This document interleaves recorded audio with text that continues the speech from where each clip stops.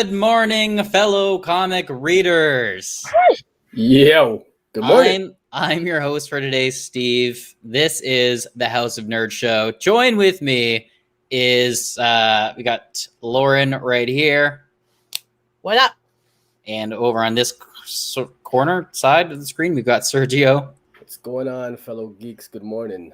And we've got a great show planned for you because, as we all know, as comic fans, this weekend was Free Comic Book Day. And if you're just tuning into us for the first time and you don't know anything about the comic side of things, don't worry. We're going to explain to you what Free Comic Book Day is, what it's all about, and we'll kind of dish on it. So the rundown today is, as usual, our week in review, followed by us talking a little bit about Free Comic Book Day, our first foray into it, what it was like for us this year. And the meat of this episode will be about Substack and comic creators because a lot has been happening with that this week, followed by shouting out what TO Comic Book Club will be reading this upcoming Tuesday. And finally, we are going to do our cop or drop on Batman 89. Was it worth it? And I want it noted that our good pal Joe EP, who's always on the show, he can't watch today, but he gave me full permission to rip into y'all if Batman 89 sucks. So stay tuned. As Joe EP says, guys. Yeah, he will miss out. But apparently, Batman 89 may not have been his favorite read for the week. Suspect. Suspect. But Substack, you say? What Substack. The heck is a Substack? I want to know. Well, we're gonna have to get into it, bruh. You're so impatient, Sergio. Okay. Yeah, you'll find out more because a lot is happening, and it's kind of crazy what all has been unveiled in just the last 7 days. Like since we did this show, Monday came around, and since then it's just been like nonstop of things kind of changing, and crazy. Who knows what's going to happen with the comic industry? But it's exciting and also kind of frustrating, I think, for some people. So we'll find out more. Awesome. I guess let's kick things off. A lot has happened. There's been a lot of books to read. Lauren, how was your stack for your week in review? It was a pretty good stack. I mean, I'm looking at it right here, and it's not the biggest stack I've had, but it's close. It's no Dragon Ranger? No, nothing is Dragon Ranger's stack except his, man. We all know this. Dragon Ranger, you can't compete with that guy. He's a legend in the game. It's too much. Literally, you can't. I did for when I went to get my comics for Free Comic Book yesterday. I did grab 2 comics just to make sure I support my shop, and they're really cool. I got a Venom #6 from Donny Cates' run. Ooh. I got it for like $1, so that's fucking cool. I was like, I had to get that. And I got Justice League Dark 18. It's from Tynion's run. It's gorgeous, like beautiful cover. So I grabbed those because I wanted to make sure I still supported my shop. I'll show my free comic books that I got when we talk about Free Comic Book Day. But as for the stuff I actually paid for on Wednesday, America Chavez, this was the last issue of the limited series. It was okay. I wasn't that thrilled by the conclusion, so not much to say on that. I love her, but wasn't really my favorite story. Spiderman Spider Shadow. A lot of you were like, this has got to be in your top 3. It's not. It kind of disappointed me in the ending. Is that the finale? Yes, it is. Yeah. Wasn't my favorite though. Wasn't necessarily terrible. It just underwhelmed me. Some books that were close to being in my top 3. Eve. This is still really good. This kind of underwhelmed me too, though, this issue for some reason. It was still really good. The art's amazing. Even the story was still good, but I just wanted it to go somewhere else. It's got 1 more issue, so hopefully issue 5 kind of ramps it up a bit. Issue 5 is the last issue too. Yes. Right? Yeah. So it's only 5 1 is the last one. Yeah. So I hope it pumps it up that last issue. Okay. And then Daredevil, still good as ever. It just barely keeps missing my top 3 every time, I swear. Like, I'm just waiting for something else in particular to happen, and it's not happening yet. So it's going to get there, though, I feel like. It's going to. That's crazy to hear, because cover's sick. Crazy. Yeah, it does look good. Who's the artist on that one? Shadow? Don't know the first name. Shadow's on the cover. Oh, he's the cover artist. I don't think so. Oh, well, no, probably not. Yeah, You know what? I will open it just for you, Sergio, to tell you nice, the cover artist is. Now we're doing comic unwrappings on the House of Nerd Show. House of Nerd Show. Yeah, and then Sergio, God forbid you ask him to open one of his comics, he'll be like, "Nope." Yeah, he's like, not gonna happen. No. Yeah, literally won't. Okay, yeah, it was Marco Cicchetto and Matthew Wilson cover artists. Oh, okay. Well, look at that. So nice. I did got him there. I'm surprised it didn't make your list just based on what I know you're going to say, and it's not there yet. It's not there yet. Okay, interesting. I think it's because I have very high expectations for Daredevil because I know it's so good. So I'm like, it needs to get to the next level of greatness, and it's not quite there yet. But I have faith it will. A lot of you put this to be my top 3 too, but it's not. Amanda Mungy. I enjoyed the last issue more than this one. This one was more like a build-up issue. They're having to build some things up, which makes sense. So it's not a bad issue by any measure, but it's build-up. But it's still a lot of fun. So if you're not reading Amanda Mungy by Stephanie Phillips, who's on or Josh George, you should. This is its 6th issue. It's a second arc. It's really fun. A great take on pirates and hot women. I mean, what more do you want? I don't know what else to tell you. And good writing, but like, come on, like it doesn't convince you. Who's the writer on that joint there? Stephanie Phillips. She's one of my favorites. Yeah, I was gonna say you seem to read a lot of her work. I do, because she writes the current Harley Quinn run too and everything. She's fantastic. So if you don't read her work, stop being a coward and read her work, please and thank. I think I'm gonna have to check out some of Stephanie Phillips' work there. Sounds I think you should, Sergio. I think you need to diversify a bit. I may have to. Excellent. Last before my top 3. I legit was questioning this one a lot. Children of the Atom, the last one, number 6. I actually, and this is a variant cover, by the way. I really enjoyed it. This series, I was kind of at first, like the first 3 issues, I was like, I don't really care. But this ended really nicely. Really good story. So if you're a fan of like the old school X-Men and like mutants coming to themselves and all that, this is a really good run. So now is that ending soon? It's over. That's the last issue. Oh, okay. Yeah. So maybe I'll have to get into it now that I know it's over. Yeah, I mean, hopefully they'll get a trade out of it, but yeah, it's really good. Again, the first few issues were kind of slow for me, but I'm glad I stuck with it because it got really good. So those were your honorable mentions, not counting the free comic book day stuff you picked up. What made your top 3 then? Yeah, everybody, man, people just gotta learn my taste. I'm really weird, so I'm so sorry those of you on Twitter that didn't get it right, which is almost everyone. So my number 3, which I think one person guessed this right, and they're top picks for me. Captain Marvel 31. I am a huge sucker for her sister, L'Oreal. She's hilarious. She's like a giant, like hembo, but a woman. Like, and she's just so blunt with how she talks. It's like Drax, but better. Like Drax from Guardians of the Galaxy, but better to me in terms of just the silliness of the writing and embracing it and that character personality. I love Drax, but anyways, I love L'Oreal. And she's in this issue a lot. Her and Carol's banter as siblings really gives me a lot of joy. There was a lot of good action, as you can see in the pictures. It just, I opened the issue feeling kind of and by the end of the issue, I felt like, yes, this gave me joy. This was happiness. This was fun. This is why I wanted out of a comic today. So that's why it really hit my top 3. Kelly Thompson is the writer on it. She also writes the current Black Widow run, which won an Eisner. She's amazing. So definitely check out the Captain Marvel run if you aren't already. It's the one Marvel run that I have not stopped picking up since I got back into comics like 2 years ago, if that tells you anything. Is Kelly Thompson picking up the reins from what Kelly Sue DeConnick did with Captain Marvel? I can't speak to that. Or was there someone else between them? I don't know. I think maybe she picked up the reins from her, but I'm not sure. I'd have to check. Anybody know about the Captain Marvel writing stuff? Somebody let us know if you know, because I don't know. Yeah, because I didn't read it. Yeah. I thought I knew just Kelly Sue DeConnick. She was writing it for a while, like for a few number of years. And yeah, she kind of brought back the character. Okay. I thought she was still writing it, but it's nice to know that Thompson's taken over. Nope, Thompson's been on it since I've been reading it. Kelly, it sounds like. Just the Kellys, yeah. Yeah.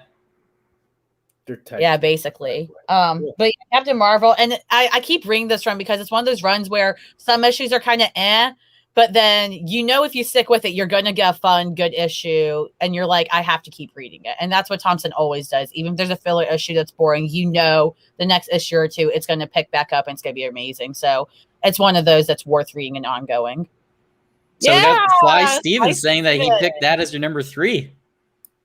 All right. Yep. I think Sly Steven was the closest. My number 2, nobody got this. So that kind of kills it for everybody. Hardware, number 1. This shit slaps. Like, I'm hearing nobody talk about this. It's par milestone returns, and I'm kind of upset because this is fucking phenomenal. Like, if you're not reading this issue, if you're not gonna pick up Hardware, I what are you doing? Okay, what's the premise of this? Because I've never heard about this book. Same. So this is about a gentleman named Curtis. He basically, if you read this issue, it pretty much gives you the introduction to him as a character because this is reintroducing Milestone to also new readers. But basically, Curtis, he's one of those dudes. He's a black man, and that's very relevant to his story here because he, grew up, he went to school, he got a great education, and yet he still sees all the problems that are happening in his industry of science and all that. And he's also just sees in the world, and he decides to fucking fight back, for like a better way of putting it. And it's just, this is action-packed as hell. That's what I like about this one. So if by what I just said, you're like, oh, this is a lot of like talk and all that. There's a lot of inner dialogue because you hear a lot of his thought processes, Curtis's. But it's mostly action mixed in with that. And I like it because it's not often, I feel like, that we get to see stories about black people, especially black men, being allowed to be angry, and that anger being seen as a good thing, it being seen as a resource, as a source of their power in a good way. It's not seen as a bad thing. And that's kind of Hardware here. And part of Hardware, from what I understand at least, is, he definitely is more leaning towards the whole angry black man stereotype, but he actually makes it work. And he does have some shortcomings in terms of having to find a balance, I think, at times, from what I've heard. I don't know. Again, I've just read this issue. But it's really fucking good, y'all. It's so good. Brandon Thomas is the writer. He's writes Curtis's perspective so well, I feel like, at least for what I can say, as I'm not a black person. Obviously, I'm a white woman. But I really, really enjoyed it. So I think it's definitely worth checking out. It definitely needs to be talked about more. Static is not the only Milestone book to read. It's the biggest point I have there. Was I the only one who got a little bit of Judge Dredd vibes off of his look? It does kind of look like a Judge Dredd thing. A little bit. I don't know. Maybe, yeah. So is the Milestone stuff, is that part of like the DC universe? Is that all the same Earth? Or is it separate? No, it is. I don't know if it's part of the same Earth specifically, but yeah, they're part of DC. It's a DC because DC bought Milestone like years ago, and now they're just finally bringing it back. So that's why it's a huge deal as well, because they finally are using what they bought. Okay. So yeah, definitely check out Hardware.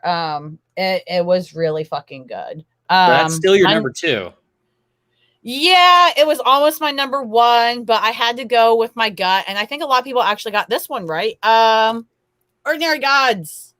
It actually surprised me this was my number 1 this week. Not that I expected it to be bad, but it just surprised me. Mm-hmm. It's one of those, it reads like a TV episode. Like, it reads like you start out, it lays out the groundwork, it builds up, the action ramps up a bit, and then bam, right at the end, huge cliffhanger. And you're just like, what? Where's the next episode? Like, where is it? Yeah. That's how it read to me. And I still don't even know how to interpret the ending, to be honest. So I'd love to hear people's thoughts about that, like on Twitter and stuff. I don't want people to spoil the live chats because people might not have read this yet. But for those of you that have, come find me and let me know what you thought about the ending of this issue, because I still don't know how to process it. It was just, holy shit. Very, very good. Wasn't this our copper drop a few weeks back? It was, yeah. Or a month ago when it came. You're welcome. Were you part of the episode, Steve, or were you? I was part of the episode. I think I picked that one. You did. Yeah. So did you pick? Did you follow through? Is what I'm getting at. Oh, we'll find out. We'll find out. We'll find out if I read it or not. Steve, don't make me come to your house. I'll jump the border. I'll do it. Because you did vote to cop it. I did vote to cop it. So yeah. I think you voted to cop it too, didn't you? I did not, sir. Oh, so this was one of those No, I cops think- that. I'm pretty sure you did, I did. Sergio. I put an asterisk. Yeah. I said I recommend it to readers because it read like. Yeah, but you're not fancy, dude. I'm not a fantasy guy, so I couldn't do it. You should still read it. The second issue might have gotten you a bit more. It's pretty good. But Okay, yeah. cool. Yeah, so number 3, Captain Marvel 31. Number 2, Hardware number 1, Read It Cowards. And Ordinary Gods number 2. Yes, Kyle Higgins is phenomenal. Also, Felipe Watanabe's art blows me away. I love this art style. So full kudos there. Oh. All right, Sergio. Well, what do you have for us this week? I know your week's looking a little bit different than usual. What? So, I read zilch this week, guys. 0. Nothing. I did read our Copper Drop book because I got to do the homework. Sergio, you've got to stop focusing so much on your OnlyFans. This is a comic show. We need comic content. I gotta give my my Patreons what they want. So I've been a little occupado, but I did pick up a fat stack. I mean, I don't know. What do I have here? Eve. I'm looking forward to getting into Eve number 4. Only 5 issues, as we mentioned earlier. I've been enjoying this a lot.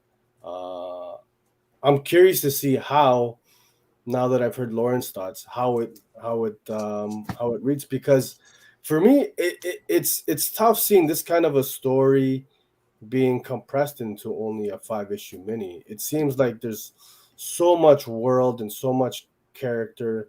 A lot of. I'd agree. So this will be at or near the top of my pile once I actually do get to my books. Unbelievable Unteens. Looking forward into getting into this one. I think this was your Copper Drop pick last week, yeah? It was for Lauren. Lauren, yeah. Yeah, I didn't actually get to pick it up. I don't think I saw it in my shop. I'll have to double check because I literally got wrapped up in other things. I was just lucky to get my stack. So thank you for pointing it out because I'd love to hear your thoughts. Yeah. So I'm gonna dig into that. Rorschach issue 11. We've only got one more to go after this one. And what I'm gonna do, since there's only one left, we got 1 month to go. I'm going to read through the whole series because I read only issue 1. And I could tell right away. It's typical like Tom King. Like it reads better in a trade. So I'm hoping. I'm looking forward to digging into that. I've heard good stuff as the story goes along. People have kind of been putting it together. It's reading a lot nicer. I got some free comic book day stuffs and things. Hey! I picked that up as well. To brag about that. I was waiting. Should we wait until we talk about Free Comic Book Day to get into any of that goodies? Yes, we can. Black Cotton, guys. We don't talk about this book enough on this show. But I don't know anything about that book. I feel like issue 2 because my shop hates me. I feel like we need to do like a special upload, some kind of a content. We just go through and talk about this book because this is great stuff. Needs to be spoken about more. Our writers Foreman and Brian Hawkins on that one, and then Bunny Mask. The first 2 issues, batshit crazy. I say it every single time. I've heard good stuff about issue 3 so far. Man, this is like I don't think you can consider it a sleeper hit at this point. I think a lot of people are picking this up. And for whatever reason, I have a feeling it'll end up being like in my top list in terms of like indie stuff at the end of the year. So looking forward into that to getting into that one. So not much in terms of reviews for you guys this week, but I'll have some thoughts. I'll jump into the Twitterverse at some point, maybe next week, and little one-liners. You'll have to do like a video later for your top 3 or something. Perhaps. Make a YouTube short of it. YouTube short. Does YouTube allow nudity or I don't know. I don't think so, but you could always wear clothes. You could try doing that. Oh my God, concept. I wear clothes on this show. Isn't that enough? I mean, half. We don't know what's going on underneath the desk. Okay. I don't want to know. But I think you two just need to get a room. Like both of you just need a room. I'm not trying just to stand up right now. Let's keep it. We got kiddies watching. We do? Oh. Well, I'm guessing. Why not? You think our audience is? I'd like to think there's, a child watching us when we talk about your so Steve, what did you pick up this week? Thanks, Lauren. Yeah. This was a weird week for me, honestly. I don't know if it was my mindset or not, but not a lot of books were hitting me in terms of, they've got to be in my top picks. I almost was going to not have a top 3 just because they all kind of seem very like same-ish to me. So yeah, maybe it was me. I don't know. I don't know if you guys have ever had those instances where you read a bunch of books and by the end of it, your mindset is just not there for reading. Maybe that was me this week. Anyways, Free Comic Book Day. Obviously I picked up a slew of books. Like we'll get into the Free Comic Book Day stuff, but I did read at least enough to give me a top 3, even though there not a lot is going to differentiate them. They're really very samey to me. So the number 3 for me was X-Force, written by Benjamin Percy. I don't know what's going on. I really enjoyed this in the beginning. Maybe it was because of the focus on Domino so much, but right now they're doing a lot of stuff focused on the plant telefloronics and weird stuff going on there that I'm just not that into right now. And don't be alarmed. This is not Swamp Thing. This is also not Marvel's version of Swamp Thing, Man-Thing. This isn't Man-Thing. This is Manslaughter, who's a new character, came out recently from the Weapon Plus books or something. I don't understand it. I don't know why they didn't just use Man-Thing, but Manslaughter. This is Man-Thing Erasure. I'm not a Swamp Thing toy person, but this is Man-Thing Erasure.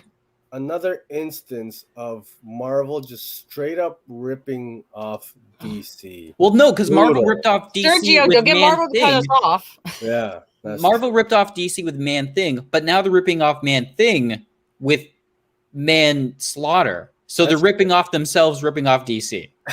Yeah. They have no shame. That's crazy. I did really appreciate the art in this, though. In terms of all the vines and the nature elements, I really liked how kind of horror-esque it seems, especially this page here. It's like he's got a black hole inside of him. Yeah.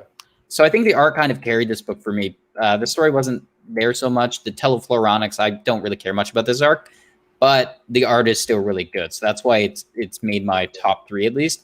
Okay. And my top 2, my number 2 is Ordinary Gods. Number 2. Oh my God, you did read it. I did read it. Yeah. Now, interestingly enough, I think it was Ian in the chat who mentioned this week's issue just didn't really do much for him. And I think I kind of agree with that sentiment. I'm a little shocked that it's made your your number 1, Lauren, just because the way I was reading it, it wasn't pulling me in except until that very last page. And I don't know if I want to keep reading a book that is going to just not do anything until the hook at the end, right? I mean, I read it like an episode building up. Like we watch TV shows like this. Why can't you read a comic? And also, I just disagree in general. Like I totally see what you're saying, but at the same time, there was still build up happening enough to keep me interested because it's necessary background to understanding what's going on. Right. I mean, if you didn't have all the stuff before that, what happens at the end does not matter. You don't understand.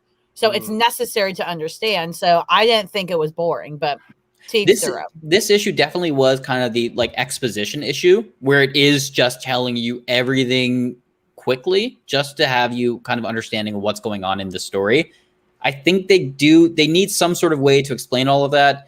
I don't know if it was good to do it all in one issue because it feels like it was a lot. I don't know. Again, maybe it might have been me just in my mindset for this week, but I think the ending was the only thing that made me kind of perk up to it. So that was it saved. I mean, I'm with Dragon Ranger here. I know Dragon Ranger saying it was not all of us, including me, but Steve, you're too critical here. It was great. Be quiet. No, I mean, listen, it's fair. What I dig is the fact that we can uh offer up honest opinions on these books, right? I Yeah. mean, because I don't know, man. I mean, listen, I'll power to you if you're one of those readers that you're like 100% balls into everything you read and everything you love. Right. I mean, if you enjoy it, you enjoy it. That's dope. But I mean, I think for the majority of people, there's like, if you're consuming any kind of media, there's that happy medium, right? I think Ian says it best. How can you pick a top 3 without being somewhat critical of the books? I mean, if books are that good that week, you don't have to be as critical. But if books aren't as good, like you're saying, Steve, then you have to be more critical to differentiate. So I do get that logically, absolutely. Also, Oscar says Man-Thing debuted months before Swamp Thing. Is that true? If that's true, then bold. actually we're at fault. So we owe Marvel an apology. Yeah. Well, not necessarily. Like in the case of some other Marvel DC stuff, DC announces their plans and then Marvel reacts to that and then they push their shit. Oh, sure, but DC's done to Marvel. They've both done it. I think the biggest point. They both have done it. Absolutely. Like so Ordinary Gods was only my number 2. My number 1, I almost chose it for the Copper Drop, but I decided against it. Also, because Sly Steven had said he wanted to do Batman 89, so I was like, go at it. What was your number 1, Steve? Defenders, number 1. I didn't even have my eye on that. I didn't as much. Like I saw this cover and I was like, these are some interesting characters. Why is, the Masked Raider and who's the red harpy thing? I ended up reading it, and one of the reasons it is my top book is because the art is just gorgeous in terms of the coloring. Weird, wild, magic-like stuff. It really shows Doctor Strange off in terms of his powers and everything that he can do. It's got some fantasy elements to it and time travel. And I know, Sergio, you're going to love the coloring with the neon pinks and the neon blues. I'm looking at it. It's dope, yeah. Yeah. And this page especially. Throughout this book, they do different art styles. Like at the top of the page, you see there the multicolor outline rather than just a full color panel. And then the next page after this, I'm not going to show it, but it's also twisting the art style too, in like a different white or black aspect. It's really cool what they do with the artwork and the coloring in this book. And I think for that reason, it's my number 1. That, and the reason that all of these characters are together, half these characters, I don't know. If you're asking who the Harpy person is, that's Betty Ross, former. Oh yeah, from Immortal Hulk, right? Yeah, so in Immortal Hulk, I know she was She-Hulk, or no, she was Red She-Hulk, and then I guess she died, and in Immortal Hulk something happened, and now she's this Harpy. Lauren's reading Immortal Hulk. And then the reason why there's Silver Surfer, the Masked Raider, and Cloud is shenanigans, time travel shenanigans going on with like mysticism. It really caught me off guard. That's a good way to go, Dragon Ranger, Silver Surfer. Yeah, I do support that. I love my boy. So that's my number 1. Defenders number 1. If just art alone, check it out. I think. If you like any of these characters or you don't know these characters because they are like C or B list characters, it's kind of nice that Marvel's having a team up book with these characters because they can kind of do anything with them, right? Nice. So yeah, number 3 was X-Force, number 2 was Ordinary Gods, and number 1 was Defenders. But again, like my mindset this week was, I don't know, maybe it just wasn't there. Yeah, I think, man, it's funny that you bring that up because I think a lot of readers probably you got highs and lows, right? Some weeks you're just not feeling it, sluggish. What's the word I'm looking for? Comic fatigue? Comic fatigue. Yes. Yeah. Thank you, Steve. Comic fatigue. Yeah. It definitely happens. With the amount of books that we read and it comes out, I think, how can it not happen at some point throughout the course of, the year or whatever. But hey. But the good news is that we had Free Comic Book Day this week anyway. That's true. Get some excitement back. Free Comic Book Day was amazing this year. I think they had something like 55 titles, releases. or Something like that, crazy. yeah, a shit ton. Something stupid. I've been looking forward to Free Comic Book Day. And like not just quality titles too that they're putting out, right? Yeah. What did you guys grab, man? Well, before we get into that, I think for anyone who doesn't know comic books and the comic side of things, Lauren, do you want to explain to our audience what Free Comic Book Day is? Sure. So Free Comic Book Day, to be fair, I don't know a lot of the actual history of it, so I would have to do more research on that. But Free Comic Book Day is a day where all the publishers say, hey, you know what we're going to do? We're going to release a bunch of comics for free on this one day of the year. That way, particularly people that aren't into comics can have an introduction to comics, and it's completely no cost to you, meaning there's no excuse not to try out some comics that day. Free Comic Book Day is super important because I've heard many stories about how people got their first exposure to comics on Free Comic Book Day, and that's what got them into comics or even back into comics if they were in them and got out of them for whatever reason, you know. So Free Comic Book Day, it's really important to not only put out titles that are really good and fun and a great variety of titles, but also make sure the experience is great. Because imagine you go to a comic book shop, they don't have their shit together, and you're standing in line for like 2 hours just trying to get some free comics, and you're impatient, you're waiting, you don't know what's going on. That experience can turn somebody off. Whereas if the experience is run well, it's managed well, you get your comics and everybody is talking to you, they're engaging with you, they say, hey, where are you into? Let me help you out if you'd like some tips. If not, okay, have fun. So yeah, it's really a day, I think, where a lot of comic book nerds, we want to make it about us, but it's not about us. Those are already into comics. It's about bringing people into our world and giving them an opportunity to immerse into it without any fear, judgment, or having to put money on the line. I think that's well said. Yeah, well said. Great way to bring in new readers, but I think most importantly, it's a great way to support all these amazing local comic shops. You know, times have been tough, I think, for a lot of the shops, right? The last year and a half, 2 years now. Yeah. Pandemic, man. Yeah. They've been hit, man. I know a bunch have closed down and are just kind of struggling to stay afloat. So, you know, this year in particular, I think is a great opportunity to show some love and support. You know, it is Free Comic Book Day, but, you know, I mean, I know I grabbed a bunch of stuff when I was at the shop yesterday on top of my regular post stuff, and so, you know, yeah, Now, I mean, did I think it is a good way to bring in, you know, new readers, right? I mean, hey, it's a free book, you know, no risk. Oh, it's dope. Exactly. Okay, you know, and they're basically they're full now. They're all basically one shots or their starting point. So a lot of times people that try getting comics are like, well, where do I start? Here, it's a free comic, one shot here. Like literally just read that alone. Yeah, it does kind of fill that gap of not knowing anything. At least it kind of eases you into the storylines that are happening. I don't know about for you guys, but for me, at least this Free Comic Book Day, it didn't feel exactly like how it should, because I know where we are, we're still trying to get back to normalcy. But I did like that kind of aspect that we were able to do it. You know, there were lineups of people, outside of my store, and it did really feel like a big moment, but it didn't feel the exact same as what Free Comic Book Day normally does. But I think we're slowly getting to that. Lauren, why don't you describe your experience?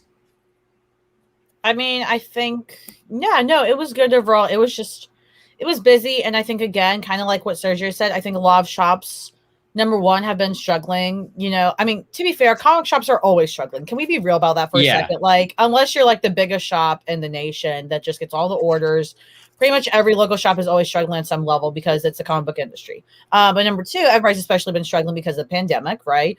And I think also that causes a lot of disorganization in terms of, my shop was great in that their biggest goal was to make sure everybody could get all their comics and get them safely. So what they did was they put a bunch of, they bagged the comics for people and said, here's your bag, like they made a kid's bag and they made the adult/teen of other stuff. And so that's what they did to try to just make sure people weren't bunching up together and they could make sure people were safe and not touching each other's comics and spreading germs. So they were very good about that. But that said, that's still a lot different than how Free Comic Day has been done in the past, where you just go up, you get to look at the titles, you pick out the ones you want, you get like one of whatever. So there's a little bit of chaos there, but they're always super nice there. So that really helped. And eventually they figured it out, how to get the process and make sure people got their stuff and people were patient. So yeah, it went really well. And I mean, our shop's great because where me and my family were close with the owner, and he's absolutely wonderful. So he gave me like a bag like about this thick of free comics. So I probably got almost every single comic. What's so it's some of my favorites. Drop his I think we all ended up picking up this one. Yeah. I did. Now, I know at my comic shop we were limited to only 5 issues of the free comic book day issues. Sergio, did you have that kind of limitation where you were? One of my shops had a 5-issue limit, and the other had 7. Oh, okay. I grabbed a bunch. Plus, I came in afterwards with my glasses, and then I threw on the hoodie and stuff, so they weren't able to recognize me. I changed the voice completely. So I doubled up on my. No, I didn't do that. But I'm like, yo, I mean, I'm looking forward to digging into something like this. Black Studios. There's an insane. You got Red Room, There's so many. Oh, I was very excited about this one. I was so happy about this one because I love Vampire the Masquerade. And there's a free comic of it. I wanted to grab that, but I'm like, I've got the trade and the single. It's so good. I'm not gonna be greedy. Okay, so Lauren, what all did you end up grabbing? You said you had a lot. Is there any out of that you want to go to read or you want to recommend for a free comic day? I mean, Vampire the Masquerade, yes, always. I will literally always recommend that unless somehow it gets terrible, which it won't. We've shown this one off. This one is important for Spider-Man fans, especially if you're a fan of a certain Spider-Man person. I won't say who because I don't know if it's a spoiler or not, but Marvel's already released what's happening after Nick Spencer's run with all right, bet. Well, if you're a Ben Reilly fan, you should read it. Yeah. Also, Venom is great. And it's teasing Venom 1 coming out without Ewig and Ram V. I'm interested in this one, Bountiful Garden. I read that yesterday. I grabbed that. What is it good? It's Yay! We're all matching. It's very sci-fi. Yeah. I didn't hate it. I don't know how to describe it. Okay, Steve, done. All right, anyways, we're going to King Shark. My only question with this is where's the Weasel comic? I did this on Twitter in case you missed my chaos on Twitter today. I got everybody to start telling DC to get a Weasel comic. So join us if you also want a Weasel comic to go with this great King Shark comic. I got that. Stray Dogs. And I got Blade Runner. It's back there though. Yeah. I got Stray Dogs. Yes. I got We Live. I love this. Free comics. This is the best, man. It is. This one just looks fun. I don't know what it is. This is a woman, so of course. This is a woman. I got you beat. The best one here. Zoo Patrol, baby. Wow. Oh, the investigators. This. Bro, I actually want that investigators. I didn't get that out of the 50 comics I probably got. Bro, where's my investigators? But I was so listen. I want to give a shout out to Gotham Central here in Toronto, one of the best shops in Canada. Easy, fantastic. They put on a fantastic event. It's actually a 2-dayer. Okay, so yesterday they had some artists. Today I'm going back today, guys. Adam Gorham will be there. Richard Pace. So I'm hoping to get some more SIGs and some. I was gonna say, Sergio, you've got room and board above the shop now, don't you? Yeah, I pretty much. Yo, check this out. I picked up this guy. So I've never heard of this series. It's called The Misplaced. It's from Source Point Press. Casey Parsons was there. I was able to get him to sign that. I'm in love with this. This one's going up on the wall, displaying that. And then I met this another local creator, by the name of Jason Liu, who was one actually an Eisner Award-winning creator. It's pretty dope. Mm-hmm. I've never heard of this comic, The Pitiful Human Lizard, but it's based in Toronto. I flipped through it. He's got local spots and everything. Who's the publisher? I was done. I copped it. I'm I don't. Yeah, who is the publisher? The publisher on this one, I think it was Chapter House. So I ended up picking up the Huh. first volume. Okay, I think there's like 4 volumes plus a one shot. So I got this. Very much looking forward to digging into some Toronto comic book action. Yeah, let me know how that is. I'm interested. Oh, yeah. So a gentleman by the name of Jason Liu, and I thought you guys would get a kick out of this, seeing as you guys are the X fans. Oh, X. Yeah, I don't read that line. That's his variant cover. okay. And Nice. listen, I might have to do a giveaway for this and some other stuff I pick up today. So I love that stay for you. tuned. There might be some trivia involved. That's it. That's all I'm gonna say. You gotta be watching the show. All right. So I got some cool stuff, man. Steve, what did you grab, bud? I mean, so I already showed 2 of the 5 books I was able to grab. The other Mhm. ones are where we got here. Oh, Life is Strange. I really dig this game series. Yeah. I've been reading and catching up on the comic books. This Free Comic Book Day issue really is just like here's what's happened in the comics in a way. Like a lot of it is just like catch up if you haven't read any of them. And then I got on to my Marvel bullshit with these 2, Spider-Man, Venom, and the Avengers stuff. Yeah. They were okay. As Lauren said, if you're a Spider-Man fan and you want to know what's going on with the Beyond era that's going to be happening, definitely that's the book to pick up.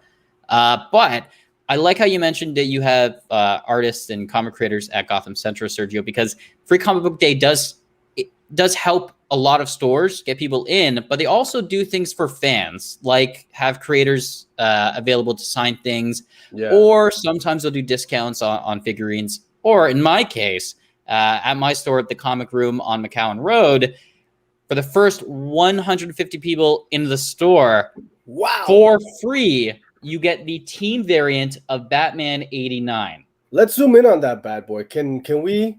Yeah. Wow. I know last week Elle said that she felt there was no good covers for Batman 89 #1, which I agreed with her because I didn't know this thing existed. Neither did I. It's That's amazing.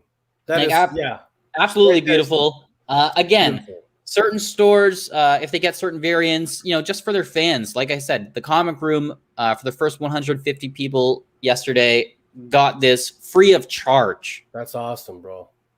That is honestly, that's sick. So I'm jelly, Steve. Yeah, man. I might have to drive out to the other side of the city. So you guys know To the East End. Me and Steve are both from Toronto, so I'm gonna drive across, and I'm gonna see if I can pick that up, man. I have to, man.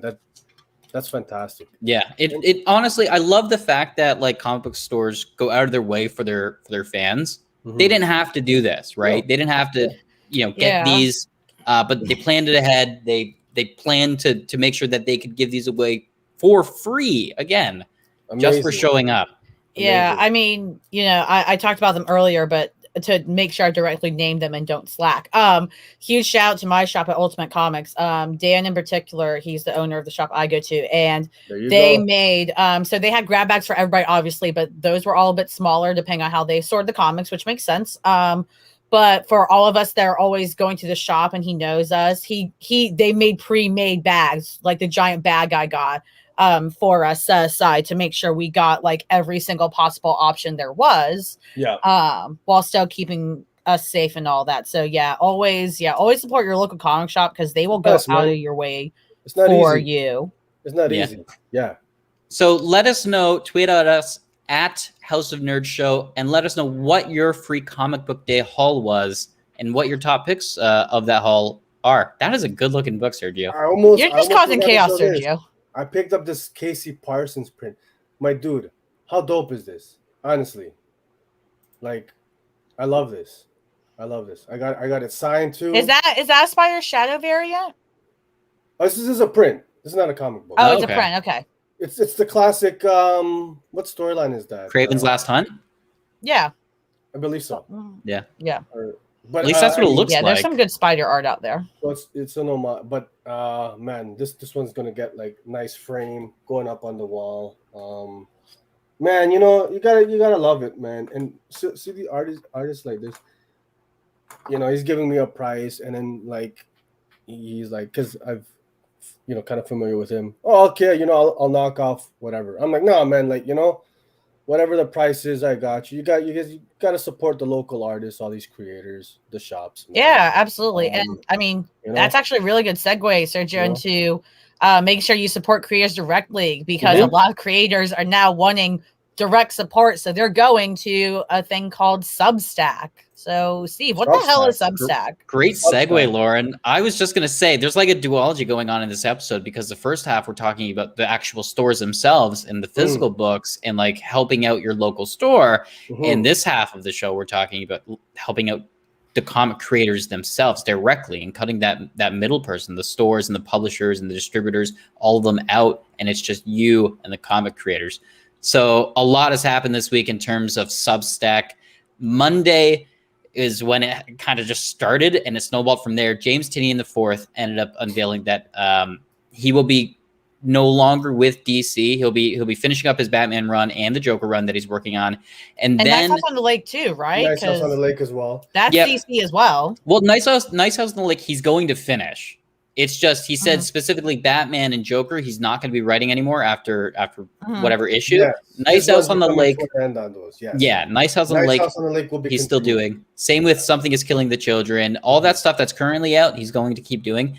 But his future stuff will be subscription based on his Substack. And so Substack is this email newsletter type thing where you sign up and there are different tiers. So there's the free tier where you just get the normal email newsletter of what's going on that they send out.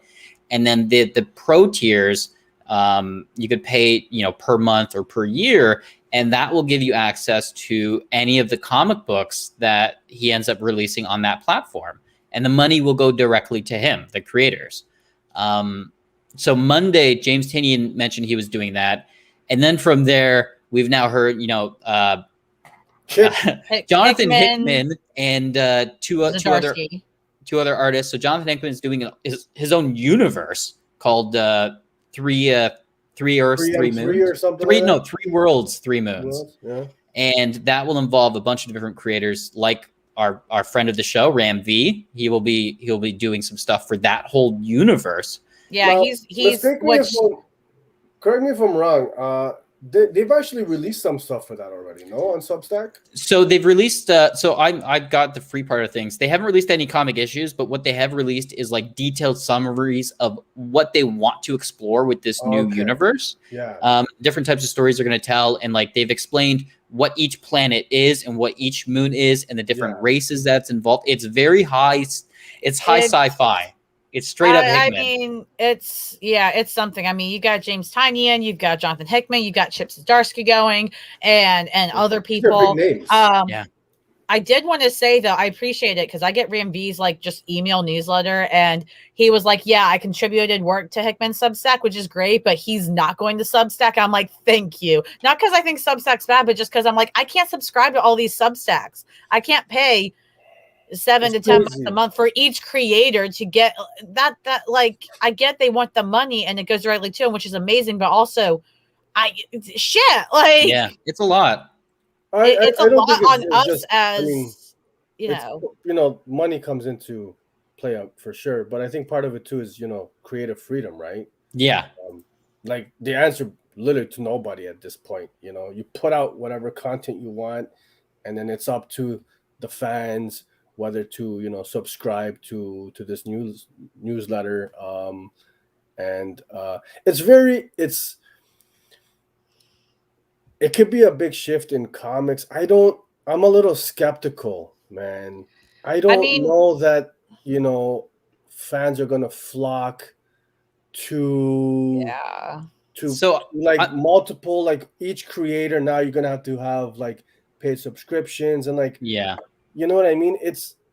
I think, a lot of us we're stretched thin as it is, right? We're trying to cut back on our polls or at least keep it reasonable and stuff.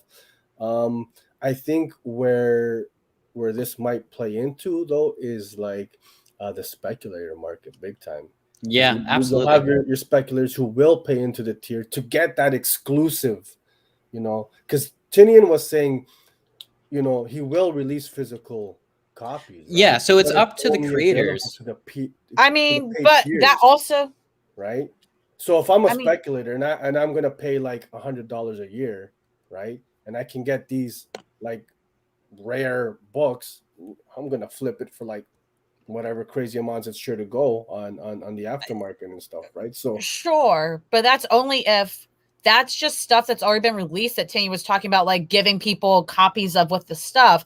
Physical copies of what they release on Substack are not guaranteed yet. Like none of that is guaranteed. They're It's per hoping creator, yeah. that they can get it. They're hoping they can get them to print, but nothing they make that goes to Substack is guaranteed print until they get deals with publishers that will print it. Okay. Substack is not a print publisher, so Right. that's my biggest concern. Is because I agree with Jack and Range in the chat and the chat and stuff. Like I would do it if I was guaranteed physical copies. Like if it was a creator I really liked that much, if I was guaranteed a physical copy when it came out, I would be more tempted to do it. But yeah, digital comics don't hold value in the comic book market yet. Like they've been trying to make digital comics hold value like physical ones do, and they just don't. And I don't think they ever will. I mean, they're trying with, like we've talked about before, the thing Scout's doing with the little cards. Mm-hmm. Yeah, with the comment tags. But again, like that still hasn't kicked off anywhere yet. I mean, I don't know. They're really leaning on their big time fans, which is why, again, if you think about, only the big creators are jumping the Substack because they have the fan base and they're banking on their fan base loving them so much they're willing to make this huge jump. Because smaller writers and artists that don't have a huge fan base, they can't do it. They can't afford a Substack. In a way, Substack is actually kind of a privilege for them to be able to do that. Yeah. And so the interesting part is these big creators that have shifted over, they have mentioned that Substack is giving them like a deal, like a grant or something for an entire year. Their Substack is paying these creators first before they even get in any of their subscription fees from people. So they're looking good, right? Like it makes sense for creators who want to jump ship because one, they're getting this big jump of money right off the bat by signing with them, and then they know later on there's going to be trickle money from the subscriptions. But Substack takes a portion of their subscription. Yeah, they will. Like yeah, that's and basically the guarantee is if they pay upfront for the first year or whatever, they're going to make all their money back. That's what they want to do. Substack. Yeah. But again, as a comic book collector and all that, I still care about physical copies so much. Digital is not enough for me. Like I'm gonna straight up say that. Like I wish I could be like, digital's amazing. It's not. It's not what I want from these creators. Like if I was the biggest fan of James Tynion, which I like his work, but I'm not his biggest fan. I'm not gonna even pretend I am. But like if I wanted stuff specifically from him, I want those physical copies every single month or whenever they're released. I want it within a week of release because they also want to be able to release things on their own without having to preview it a month or two in advance, which makes sense. That's great. But like the graphication and the lack of, and I think it's a tough sell. It's a tough sell for, I mean, but when you think about it in terms of financial costs, right? So say you are into that specific creator, right? We'll take Hickman, for instance. Say you're into Hickman. Every time Hickman releases a book, you go to the comic shop and you pick up a Hickman. So you're spending at least, $4? Every time Hickman releases something. Instead of doing that, which could be, who knows how much they release within the year. Instead of paying for each of those comic books each time, you're paying either subscription per month that would cover everything released in that month or that year, right? Like in terms of financials, it could work itself out. Well, but if you end up creating, but also again, they're creating things on their own time now, which is great for the creator, and I'm glad for that. But at the same time, Marvel, DC, these big publishers, even Image, they hold creators to a schedule in terms of they want their gratification, give it to them. These creators, you could be paying every month. What if you don't get great new content every single month? I mean, that's something they also have to realize going to Substack is we're going to want monthly content if somebody does Substack. And if we don't get it, we're going to jump ship. They're going to lose our subscription. That's what Patreons have to worry about, right? Like the quality content you get every month. So in a way, they're kind of, because Hickman, that's what he was big on in his letter was, I want to go to Substack so that I don't have to release things when people want me to. I do it when I want, but he has an audience now that's paying directly to him. And if he does not fulfill what they want, we're going to jump ship. Yeah. And And so, what, no, though? he's still held to a standard, not by a publisher, but by his direct audience. And so I'm not sure how comic creators are going to react to that once they start realizing that's what's going to happen, is that no matter what you do, you're always going to have to be held accountable by somebody. It may not be a publisher. It may be the fans. If it's not the fans, it's the publisher. Yeah. I mean, I got to say, I mean, at the end of the day, it's great for the creators, Yeah, more absolutely. control, more Yeah. power for them, so that's dope, man. And I think creators need that in this comic industry, right? Yeah. I think it's well documented how they've been screwed over the years, right? So this is great for them. And in that sense, like it's amazing news, it's fantastic news for these guys to be, I think right now it's probably, it'll probably work out best for those bigger names who do have, like well known and have got like a following of sorts.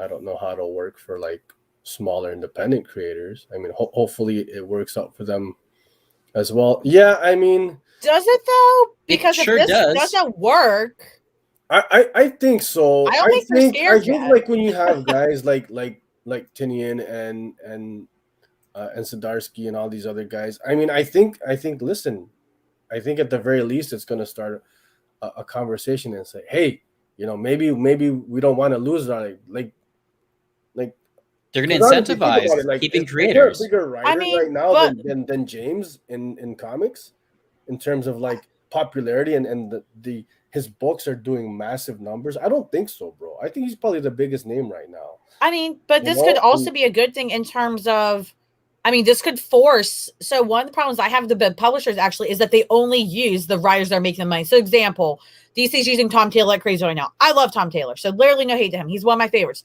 But oh my God, they're putting him on everything. Yeah. And I need variety. I don't want Tom Taylor writing everything because also at the same time, if he writes everything, then they're not all equal quality in terms of they're not his best work. That's just how it works. That's a fact. Same with James Tynion. Not everything I read of his is the best I've ever read from him. And it's not going to be.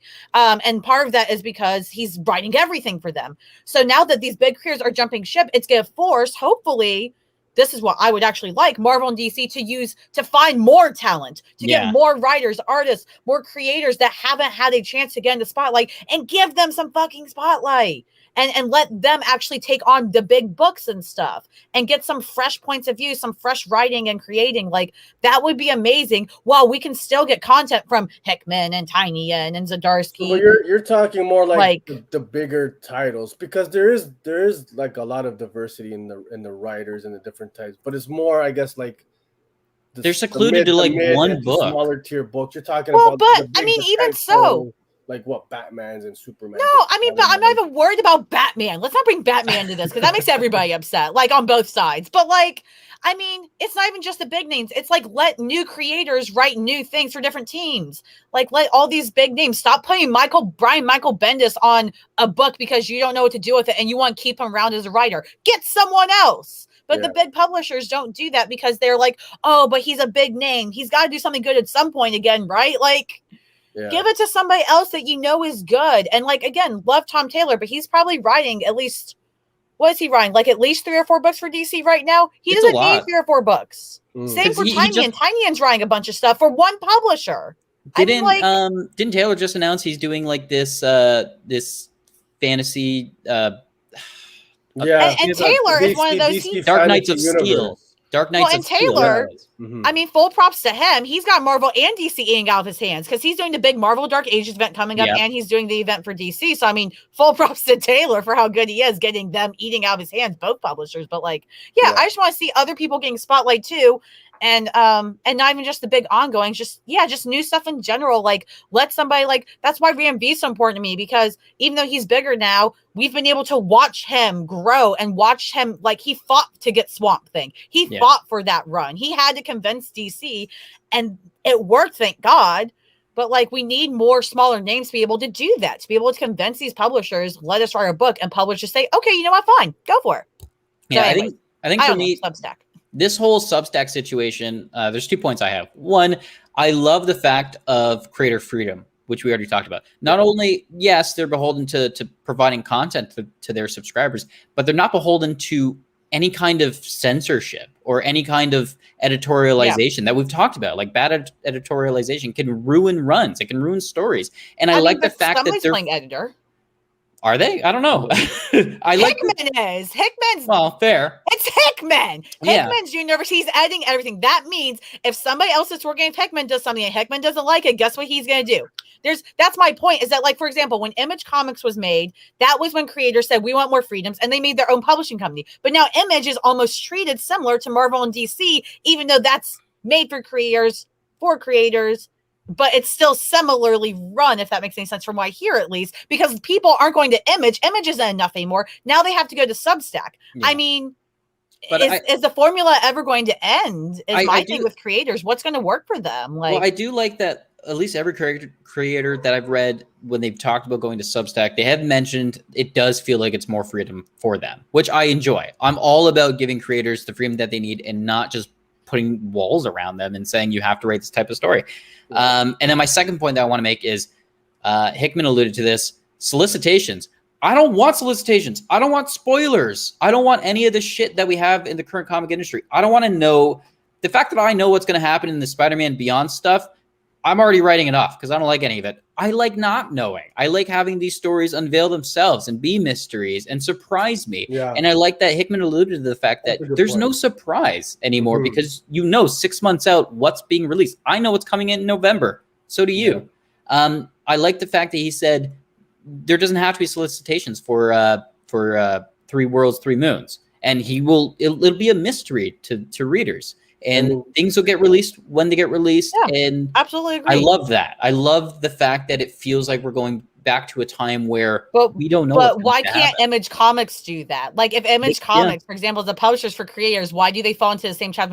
Anyways, I'm just saying that I think Substack's a great idea. I'm cautious as hell about it because I'm afraid that it's not the solution that creators want. I think it's another step.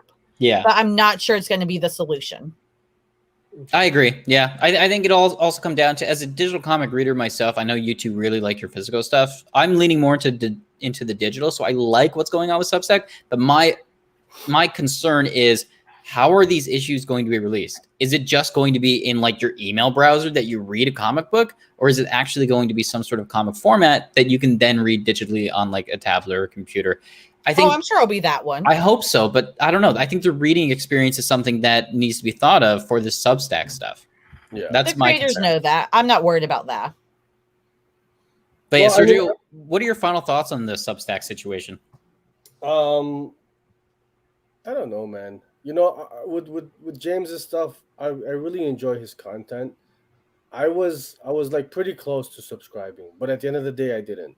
Right. I mean, you can always wait a year and see what they release, and then get it all when you subscribe. Then, right? I think I'm taking a wait and see approach, personally. So, I hope it succeeds, and I hope it's a change in how we consume, and or at least it's giving readers an option. It's giving creators an option, right? I think the biggest thing is, it's amazing that these guys are going to have more control over their own work. So yeah, I think that's the big takeaway. It's good. So probably more news to come on this Substack situation. We'll probably find out, tomorrow some other comic creator is going to announce that they're doing a Substack thing. So honestly, just look out for that. And if you want to discuss this more, when this unveiled on Monday, we were discussing it a lot on the TO Comic Book Club Discord. So if you have opinions, check out the Discord. Go to Twitter at TO Comic Book Club. There you will find the Discord link, and come join the conversation if you have your own thoughts and opinions on this Substack situation. In terms of the TO Comic Book Club, we are on Tuesdays now, Tuesdays at 8 p.m. Eastern Time. And this upcoming Tuesday, we will be discussing this great book, Batman Year One by Frank Miller. And it's a very, seminal Batman issue. It's Frank Miller's Batman. It kind of helped create a lot of people's ideals for a darker, more violent Batman. So it'll be really interesting to see how this discussion goes and everyone's opinion on this book. So there's still time. Like I said, it's only Sunday, Tuesday night, 8 p.m. Eastern Time, #TO Tuesday. Come join the conversation on Batman Year One. Great, Sly Steven. I want to see you Tuesday night. Yes, absolutely. There's no excuse. You fuck No up, excuse. Steven. If you're not Steve's the there teacher now, with the ruler. Get in here. yeah.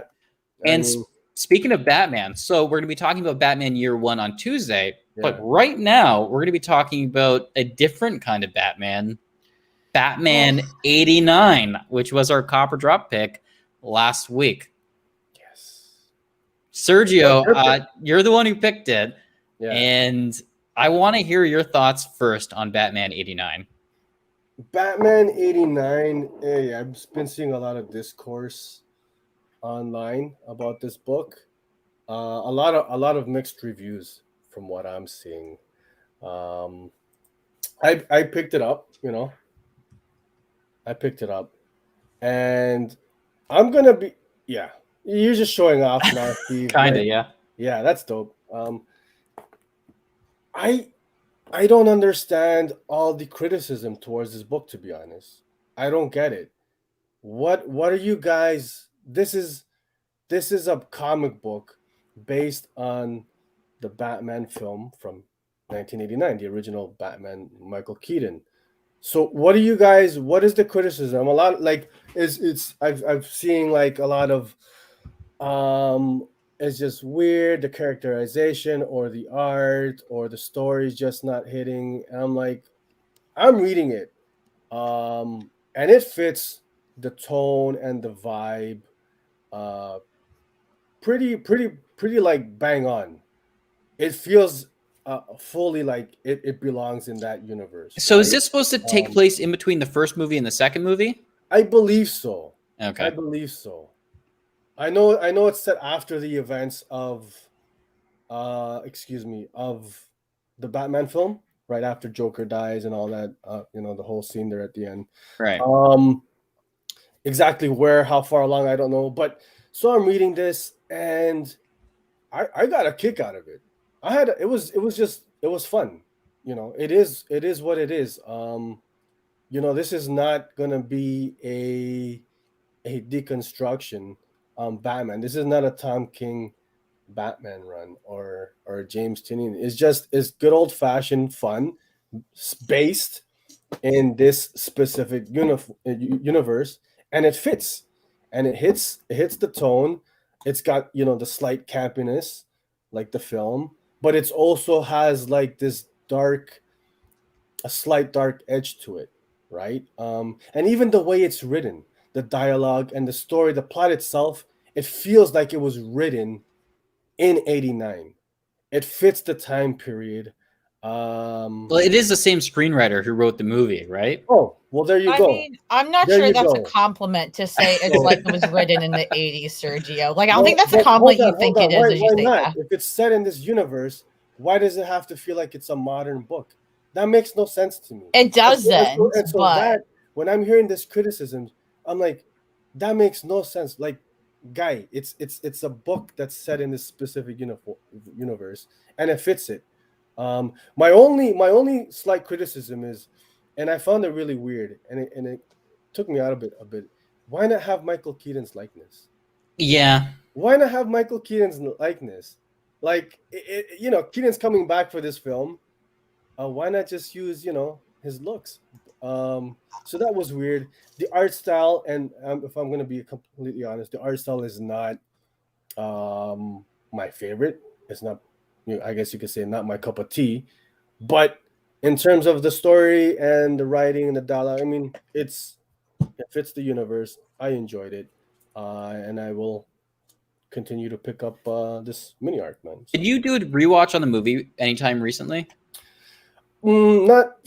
I mean, I've watched it. I think probably earlier in the year for sure. Okay.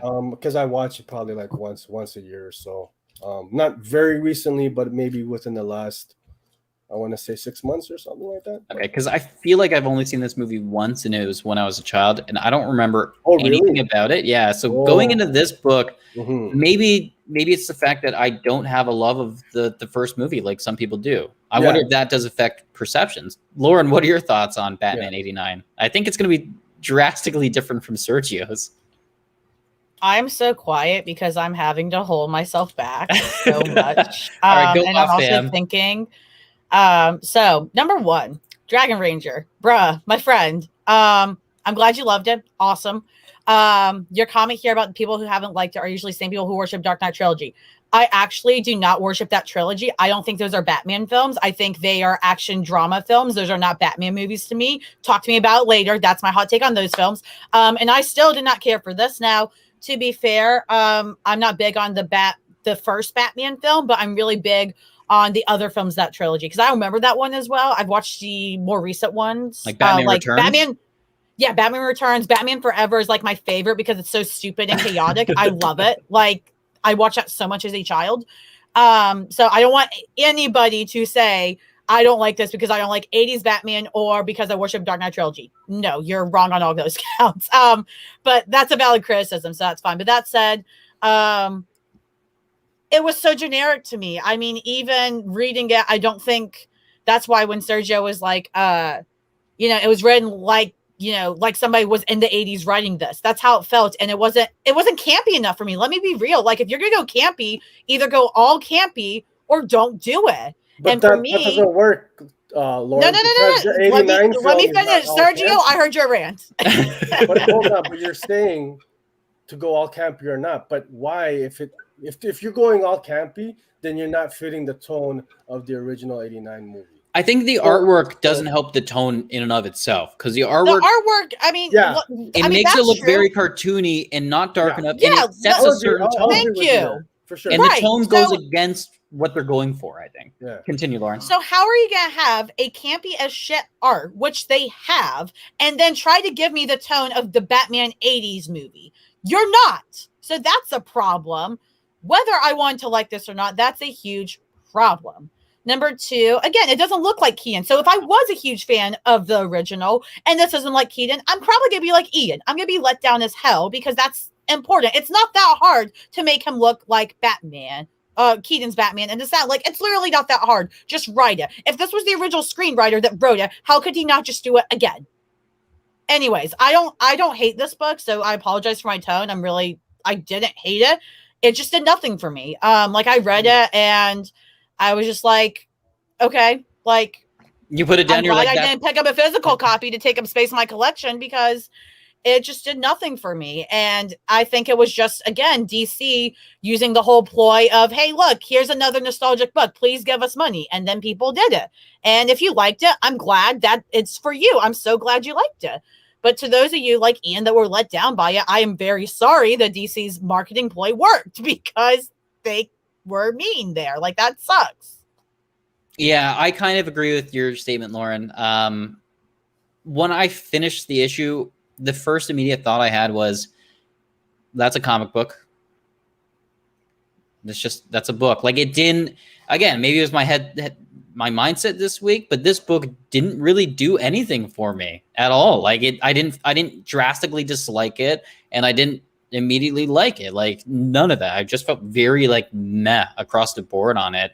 I'm loving this book though, based on the chat right now, because we've got it seems so bipolar. We're seeing people that are all for the fun, all for the book, and other people that are like, it's not it. Like, it's not what it should be, and it like misses the mark for some. Mm-hmm. I think for me, the writing is what it is. It's very generic. I think we can all agree on that in terms of what we got in this first issue. Again, this is 1 of 6, so maybe the next 5 or something else. The writing is very generic. The characterizations are very generic. The fact that, like, I don't know if Barbara Gordon was in the first movie or not. I had no idea, but the fact that she's with Two-Face before he's even and like he tried to propose to her by like tricking her with the head coin. Like, I don't know. That was just really weird. Harvey would though. That's in character with Harvey, but yeah, like it was weird. Barbara Gordon. I think if you haven't watched the film recently, I think it's not as good.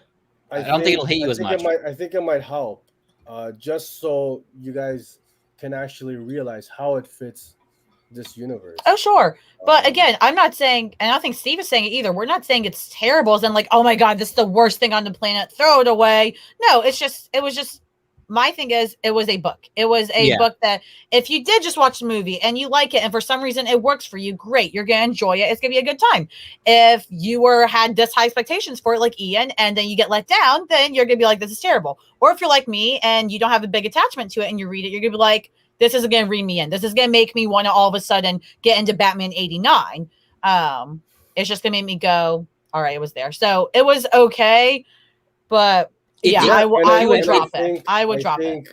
I've seen some comments it's not, it's not gonna, this book is not meant to win Eisners. No, definitely not. But it's meant to get someone to pick up a number 2. It's not good. And it's also, it is, I think it's absolutely plays into, marketing and for sure, make some money.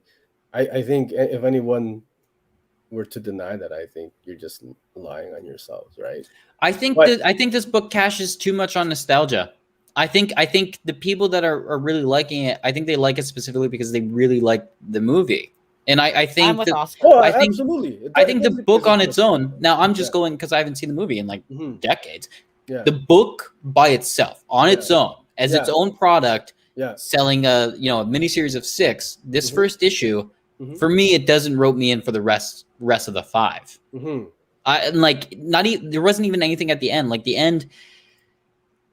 There's no hook for me, at least. I don't know. Yeah. Again, maybe it was me. That's a good way to put it. I think definitely if you're a casual reader and you're picking this up, it's a Batman story, not really knowing that it's connected to this universe, to this film universe at all, I can see how it's not going to hit. Right. For most people, in all honesty, I don't know. Ian's about to come for you, Sergio. We are comic readers. We know that this is connected to this 89 universe. We know what we're getting into. Then that's when the criticisms don't make sense. Now, do you think, as a fan of the movie, do you think this book did that universe in tone justice? The art could have been more Tim Burton's style. Yeah. Like that dark, gothic. Right, so the art style for me is the weakest point, or the weakest. Honestly, this could have had the art style of Liam from Reptilian. I was just thinking about it. So, literally, take the Reptilian art style, put it in this book, slightly better writing, and this would have sold me. I mean, even just change the art style, I would have been more sold on this book. I think it's too stylistic for a Batman 89. I mean, if you're doing a Batman 89 book, then just do the art style that fits the movie. That's what I said. You're so right. The same way that like the tone and the writing and the story, fits the movie. Like the art should have. I mean, yeah. Why not do the art in that style? So, all right, I vote for a final vote because, as Oscar said in the chat, Batman just makes everybody mad. Like Jesus. Oh, Lauren, you've already said it yourself. You're a drop. Sergio, it sounds like you're a cop for this book. Oh yeah, I'm copping it. It's like I think it's only, what is it, a 6-issue mini? 5? Yeah. Yeah, 6 full issues of that? Nope. I'm copying it for what it is. It's all right. Personally, for myself, we got to keep 100. It didn't hook me. I'm a drop for this one. It didn't make me want to read a number 2. There you go, folks. But that's only the first half of Copper Drop. Yeah. Well, that's it. Yep. So who should I go with? We're gonna drop it, but Sergio's gonna keep copying it. So if you enjoyed it, be Sergio, cop it. If you're like us, drop it with us. Yeah. So Lauren and Sergio, who should I go with first? Who feels more prepared? Oh, I don't know. I first want to just say, Steven, your pick was just, come on, Sly Steve. Sorry, Sly Steve. It's on you, man. Really? Steve, this is your pick. Was it though? I didn't pitch it. Yeah, I didn't pitch this book. We had Sly Steven. Yeah, we had Sly Steven pitching this book. It is what it is. It is what I think Sergio should go first for Copper Drop, but if you want me to, I will. I'll agree with that. Sergio, you're over here. Yeah, let's get right into it, man. I'm like, to say I'm excited for this book is an understatement. Second Chance is number 1 from Image Comics. Do you have that up there? You want to throw up the? Oh, you still want me to throw it up? Yeah, give me a sec. Yeah, I'll you throw can it throw up. up I the didn't realize you picture. still want me to. Yeah.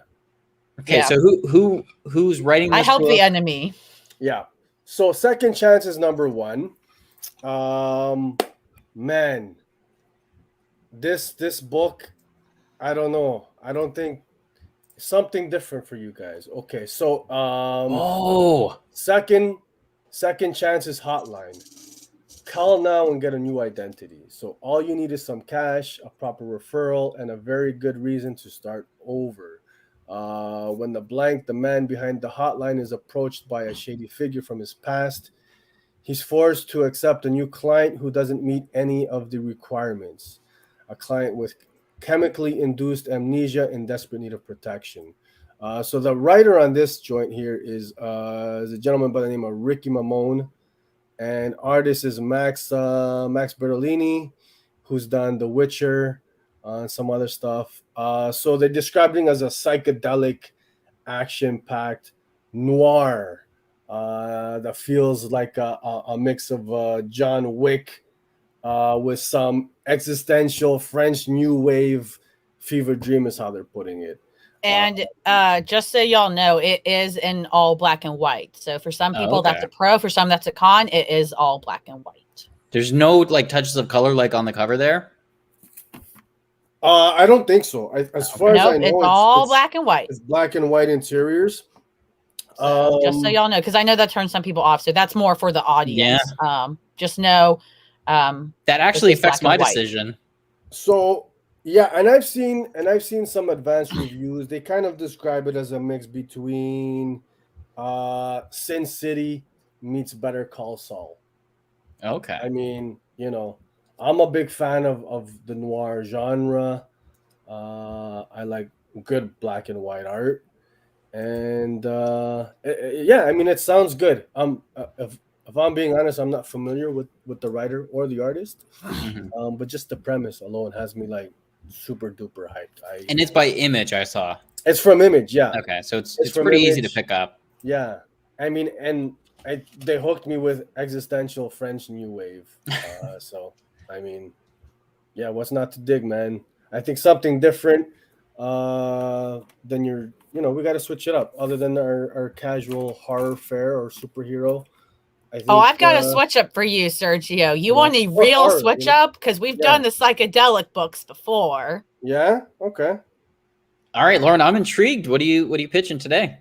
So I've got a book called God of Tremors. This is from Aftershock. This cover looks amazing. And I also found this interesting because this is actually a one-shot. It is literally going to be a one-shot. We have not done one of those for Copper Drop. That's just a straight up one shot. So it is a 19th century Gothic horror kind of, I don't know, remind me of something we were talking about earlier, Gothic horror of exorcism, demonic worship, and epilepsy. When Audrey has his first seizure, he's pulled out of school and hidden away in the family's remote country estate. His father, who's a high-ranking English priest, tries to chase the devil out of Aubrey, but maybe the devil lurks in the grotesque pagan effigy that dwells on the grounds, and maybe the devil will turn out to be Aubrey's only ally. So this is a singular tale, one issue of nightmarish terror and creeping enlightenment told against a backdrop of ignorance and brutality. Lots of pretty words here. It comes from writer Peter Milligan, who did Out of Body, X-Force, Shade the Changing Man, and illustrations from Piotr Kowalski, Join the Future, and Sex. Well, hold on. It sounds really fascinating. You said we're going to switch it up. It's another horror story. I don't know. We haven't done like a one-shot horror that deals with like demons and stuff. The last one we did like that was Broken Souls Ballad, and that was weird AF. So that was weird. All we do is horror on the House of Nerd show, which is a lot of horror. I love horror. I'm sorry. All we do is horror and psychedelic. Stop trying to say like we haven't done psychedelic, Sergio.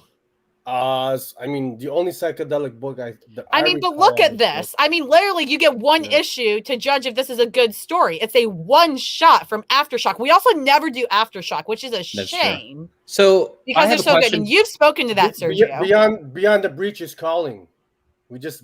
Oh, you did do Beyond. That's one book we've done. How many Image have we done? And that was also my pick. You're welcome. Yeah, and it was a good one. So is God of Tremors? Warrior. God of Tremors in a certain universe, or is it part of anything else? Nope, it's a fresh one shot. You don't need anything else. Is it black and white? Not that I'm aware of. I don't know, but as far as I know, no. This is very interesting because I was leaning towards second chances, like pretty hard. The black and white art, that's a hit for me because very rarely can I find a book that actually does the black and white really well. Speaking of that. But I'll also like Batman 89 and Steve drops that. Good. It's very, it adds, man. It adds to the whole. You think the black and white can add to the book? Absolutely. Black and white. Look at recently with Walking Dead. It came out obviously originally as black and white, and then they've been releasing the color. They've been re-releasing in color, and to me, it's not the same. The black and white is white, it. Thank you. So Ian's doing research, doing more than I did. Good for he's you, saying God of Tremors looks pretty cool. I honestly, both of these books are on the same wavelength for me, but I think right now, God of Tremors, I got to go with that, just based on, I don't know if I'm really. I'll probably pick up Second Chances just to see how the first issue is. That's terrible, bro. But I like the fact that we're doing a one shot. It's a self-contained story. Actually, I brought the heat this week. Like, this is something different, and you're going with another. But that's heat for yourself, Sergio. That's the problem. I bought the heat for Steve. You brought your own heat for Steve. That doesn't work when you sell. And you know what? It's funny because I was speaking to someone last night about it. You're right. I've never pitched specifically to you or Steve. I pitch good books. Oh, I pitch good books. Disappointed in. To be fair, I could have done Trial of Magneto #1, and I said no. So. Oh, dude. What are we doing? Why are we doing? So okay. You're going to pick up anyways, Steve. I will. I added it to my pull list this weekend. God of Tremors #1. But also, honestly, check out Second Chances because I'm really, really intrigued by what I heard about that book. If you follow me on Twitter and you check out the Wednesday Poll site, you might see an advanced review from me of that book. Sergio didn't know that. Ooh. There you go. I think I could kind of tell when you knew exactly what the art style is like. All right, so Lauren already knows what people are getting into with Second Chances. So I'm really intrigued to see how God of Tremors goes. So we'll read that next week, next Sunday. House of Nerds show. God of Tremors as a one shot. He even says it on the cover, which is really fascinating. That reminds me. That looks like that's gonna be an oversize, isn't it? I don't know. Maybe magazine size. Aftershock released an oversized one shot earlier in the year from Colin Bunn. If anybody in the live chats remembers that book, inked or something, or I don't know. But okay, so keep an eye out for the oversize. I believe it's probably going to be the same thing. All right, it is what it is. God of Tremors. I feel like we just kicked you so hard today, Sergio. Like, I'm honestly so sorry. Like, I feel like we just today, my dude. I feel like we just unsubscribed from your OnlyFans or something. Oh no, I mean not at all. I mean, it's just another book. Okay, so we're gonna read it. Oh, what happens? What happens if you end up loving it? Piecemeal is the book. Okay. Piecemeal, never heard of that. Okay, interesting. One shot. So it was a one shot. Same thing. Aftershock. So I have a feeling it's gonna be the same format. It looked like it. And listen, at the end of the day, Aftershock, I dig their content. So. Yeah, I'm excited, and again, Eden was the other one. Eden. Never heard that either. Okay. So, yeah, they're doing these prestige format one shot. Yeah. Okay. Yeah. Sweet. So with that being said, if you have someone to yell at next week, you can yell at Lauren. Lauren, where can we find you on the internet? You can see it there now. You can find me on Twitter and Instagram at friendlynbhdby. Come bother me. Come create chaos with me. Or just see me on a day where I'm not on Twitter. That happens every once in a blue moon. So, but yeah, come talk with me about comics. Dying to hear your guys' thoughts on the week. All the cool stuff. And again, check out probably tomorrow my advanced review for Second Chances. Actually, funny enough, will be up on the Wednesday Pulse site. So check that out if you're still curious about it, even though it's not comp or drop this week. I may have some good thoughts on it. You never know. Ooh. And Sergio, where can people find you yes, on the internet? Twitter, insert name INC. On Instagram, insert name comics. And then, I've got my Facebook page. Always happy to connect. All you find comic connoisseurs with good comics, man. So hit me up. You're looking for pull list, requests, back issues, variants, exclusives, all of that stuff. Always happy to help you guys out. Mm-hmm. Steve. Yeah. Where can everybody find you? You know what? Have you shown your TO Comic Book Club, the new logo, to the House of Nerd people? Last week I did a little thing with Blackwood. I showed it there, but I haven't actually gone. That is looking sharp. The new logo. If you guys have not seen it, do you have it handy? Do I have it handy? Yeah. Well, we're doing your plugs, man. Well, check it out, man. You guys nailed it. I love the color palette. It incorporates the city of Toronto. Yeah, Steven, you're not wrong. But it is what it is. Like I tell you guys every week, I'm just looking forward to reading good comics. But yeah.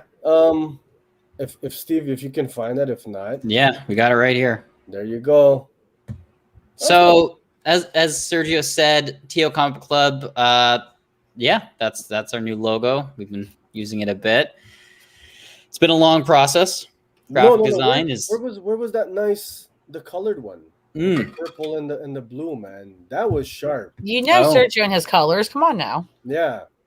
All right. Well, let me pull that one up. Yeah. But it was a short and sweet episode. It was a short 90 minutes, man. I don't think it's rare. I don't know. You keep going, and it's gonna end up being an hour 45. I thought Steve would have it like really quick and handy. There. You said just the logo. You didn't. You make up these plans in your head. There we go. Yeah, that's really cool. I like it a lot. Sick. That is dope. So they can find me where? TO Comic Club. You can find me on Twitter at Stopost, as it's written right there. You can find TO Comic Book Club on Twitter at TO Comic Book Club. There you will find a Discord link. Come join the conversation. Like I said earlier this week, we were talking about Substack with everyone involved. And, this Tuesday, 8 p.m. Eastern Time, we are going to be discussing Batman Year One. So come check out that discussion if you've read the book. And for all the things House of Nerd, you can find us on Twitter at House of Nerd Show. Please take pictures of your fat stacks from Free Comic Book Day and send it to us. Tell us what you thought about the day. Tell us what you're looking forward to next week. Reach out to us. As always, Lauren, what do you want people to do? Everybody, thank you, especially to Steven and Tara for being on in the live chat. You guys are always awesome cheerleaders. Make sure you're liking. Everybody that's watching, literally just hit that little thumbs up. It does help us. You probably don't believe it, but it makes all the difference. Like, subscribe, ring that bell so you know when we're putting stuff up. We're still working on making sure we're putting content up outside of our live shows. And if you guys have ideas for content you want from us, shout us out. Like he said, find us on Twitter, find us on Instagram. We have an Instagram now. It's very exciting. So come bother us. I'm not here next week. I won't be. I'm so disappointed by this Copper Drop pick. I said fuck it. So I'm taking next week off. I won't be in. So at the end of the day, it didn't affect me. Wow, look at that. You see how that works? I won't be in next week. Steve and Lauren got some stuff cooked up for you guys. But I will be joining you guys again the following week. So finally, I decided to take a week off. I figured if Steve and Lauren can have vacation days, shit, I'm gonna take one too. Yeah, You deserve it. yeah. And you know what? Next week After we'll see. today, he really does. And next week we'll see how rowdy things get when you're not on. Don't worry, we're always going to be mentioning Sergio's OnlyFans account. I hope it gets rowdy. You guys, let loose for a little bit, man. Enjoy, have fun. All right. Sweet. At House of Nerd Show on Twitter. Come back next Sunday morning, 11 a.m. Eastern Time. Same bat time, same bat YouTube channel for more comic goodness.